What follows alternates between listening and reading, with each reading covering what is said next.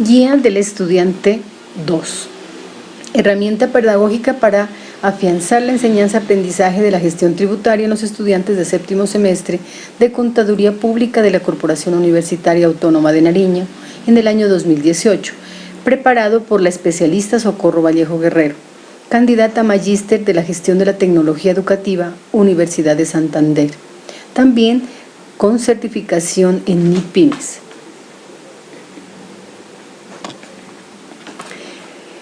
El impuesto de renta y complementarios.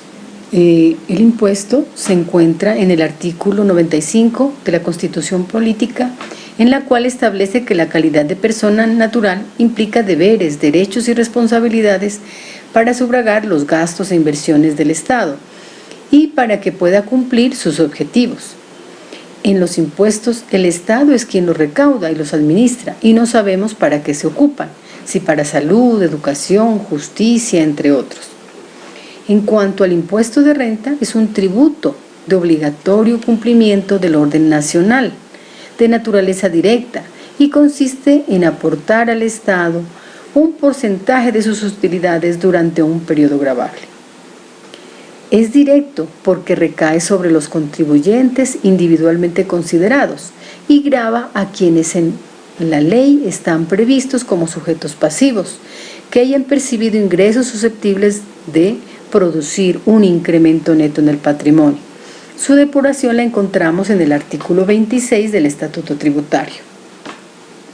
Cuando se va a elaborar una declaración de renta y complementarios para una persona natural, se debe tener en cuenta unos requisitos que son, primero, la verificación si el contribuyente está obligado a declarar según el decreto de plazos, que se lo encontramos en el decreto número 1951 del 2017.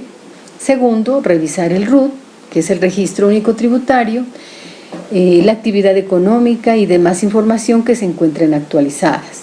Tercero, determinar la residencia fiscal en el artículo 10 del Estatuto Tributario y su modificación de la Ley 1739 del 2014. Cuarto, ingresar a la página de la DIAN para obtener información que se encuentre reportada por exógena. Quinto, determinar la obligatoriedad de utilizar el mecanismo de firma electrónica para la presentación de la declaración, según el decreto 2364 del 2012. Continuando con los requisitos para elaborar una declaración de renta de una persona natural, en el numeral sexto debemos identificar las cédulas tributarias que tengan obligación de presentar el contribuyente, persona natural, que se encuentran en el artículo 329 a 343 del Estatuto Tributario. Séptimo, estructurar anexos con los soportes solicitados al contribuyente de patrimonio, ingresos, costos, deducciones, ganancias ocasionales. Octavo, determinar el procedimiento para elaborar una declaración de renta de una persona natural, afianzándonos en los artículos 329 a 343 del Estatuto Tributario. Noveno, elaborar la declaración tributaria correspondiente, atendiendo el cumplimiento de los requisitos formales. En el formulario para la declaración de renta 2017, que se encuentra en la resolución 45 del 3 de agosto del 2017. Y por último, presentar y pagar la declaración de renta y complementarios dentro de las fechas y plazos estipulados en el calendario tributario.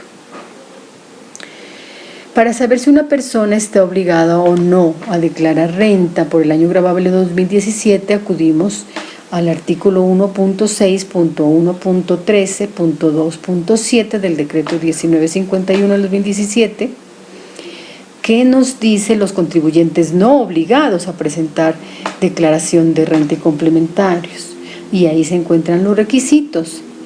En este cuadrito informamos el concepto, los requisitos, el valor en VT y el valor en pesos. Los requisitos son patrimonio bruto que no exceda de 4.500 VTs, equivalentes a 143.365.000. Ingresos brutos que sean inferiores a 1.400 VTs, equivalentes a 44.603.000. Compras y consumos con tarjeta de crédito no superen 1.400 VTs, 44.603.000. consignaciones, depósitos, inversiones que no excedan 1.400 VTs, 44.603.000 pesos. Todo esto a 31 de diciembre del 2017.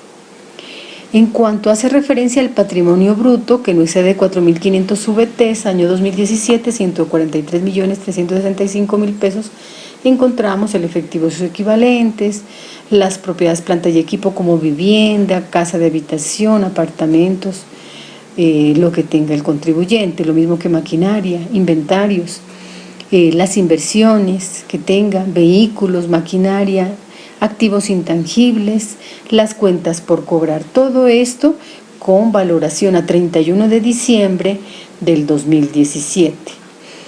En el Estatuto Tributario nos podemos afianzar en los artículos 261 a 291 del Estatuto Tributario y en el 261 al 278 que nos habla del patrimonio bruto, de los bienes y derechos, de los valores patrimoniales que se deben tener en cuenta para la declaración de renta y complementarios.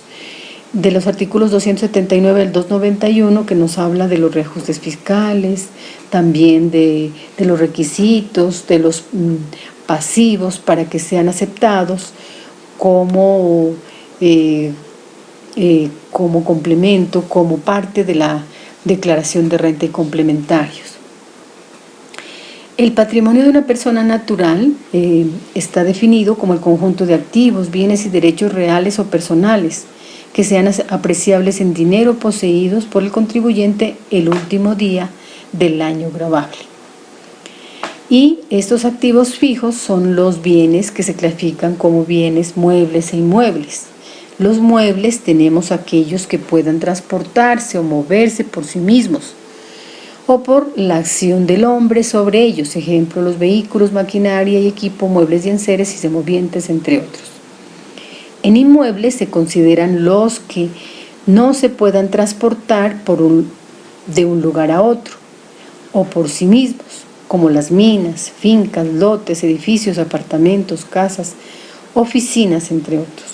Los intangibles son los derechos, el conjunto de bienes inmateriales que generan privilegios o ventajas y que tienen un valor apreciable en dinero, porque el contribuyente aumenta o su generación de ingresos. Ejemplo, los créditos mercantiles, las marcas, las patentes, las concesiones, las franquicias, los derechos, el conocimiento industrial, las licencias,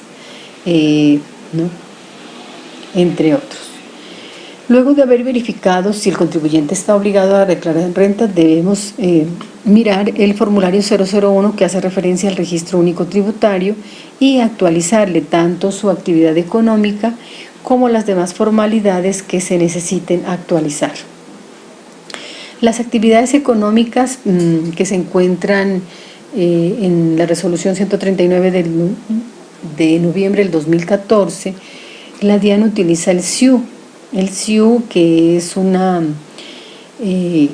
homologación con esa actividad económica universal, ¿no? Para las personas naturales asalariadas está el 0010, ¿no?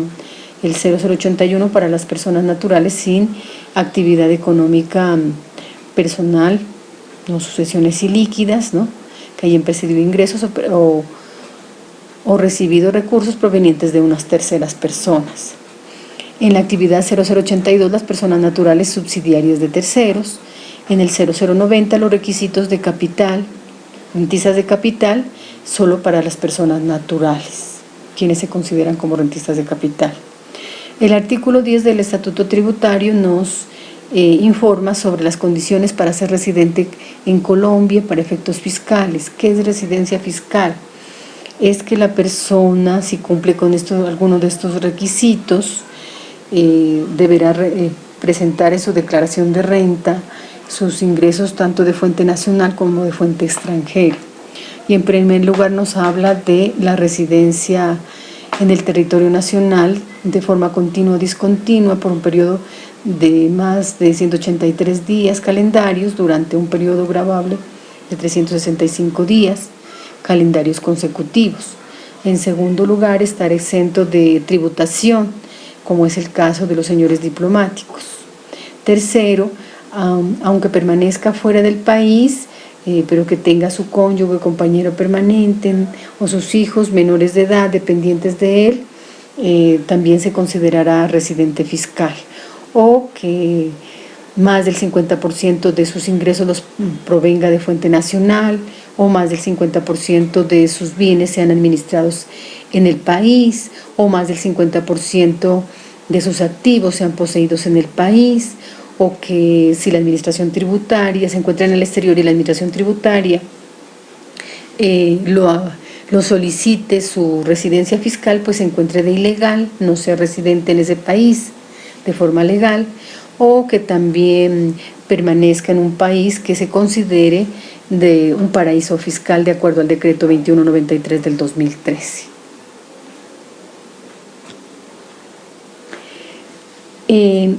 Este artículo 10 del Estatuto Tributario fue modificado con la Ley 1739 del 2014 en cuanto a si una persona es residente para efectos tributarios por haber cumplido alguno de esos requisitos, de esos literal número 3, ya no lo será, siempre y cuando reúna una de las siguientes condiciones, que son: la primera, que más del 50% de sus ingresos anuales los tenga en esa jurisdicción, en ese país donde se encuentre domiciliado, o que más del 50% de sus activos se encuentren localizados en esa jurisdicción, en ese país donde tenga actualmente ese domicilio. Aquí presentamos un ejemplo de un caso de residencia fiscal del señor Max, que es nacionalidad canadiense y que ha visitado a Colombia 3 veces en ocasiones durante el último año y recibió ingresos en el país. Dice que primero ingresó el 2 de mayo y salió el 23 de julio, segundo el 6 de agosto, ingresó el 6 de agosto y salió el 15 de septiembre del 2017, y tercero que ingresó el 8 de noviembre y salió el 20 de diciembre del 2017. Realizamos un cuadrito obteniendo la información de los días de ingreso, de entrada y salida, ¿no? Esas fechas para un total de 197 días de permanencia en el país. Entonces, para este caso, el periodo a tener en cuenta durante los 365 días calendario sería empezando desde el 2 de mayo, del día de su ingreso de 2017, y terminaría en el 2 de mayo del 2018, lapso en el cual deberá cumplir ese periodo de 365 días. Si no lo hace, pues entonces, ¿qué sucede? Pues no será residente fiscal. Para nuestro caso sí lo es, porque cumple 197 días de permanencia en el país en el año 2017, ¿no? Y sería considerado residente fiscal, por tanto deberá tributar por sus rentas mundiales acá en Colombia. Señores estudiantes, a continuación se les presenta un taller de residencia fiscal por permanencia, ¿no? Entonces deberán contestar si se considera residente fiscal en cada uno de los casos y para qué año será residente fiscal esta persona de estos casos. En este taller de residencia fiscal se deberá entregar por medio de la plataforma Moodle de forma individual. Aspectos que se van a evaluar: en primer lugar, la identificación de la residencia fiscal analizando la normatividad que le aplique, y segundo, el desarrollo del taller. Entonces, felicitaciones por el logro obtenido en su aprendizaje. Muchas gracias.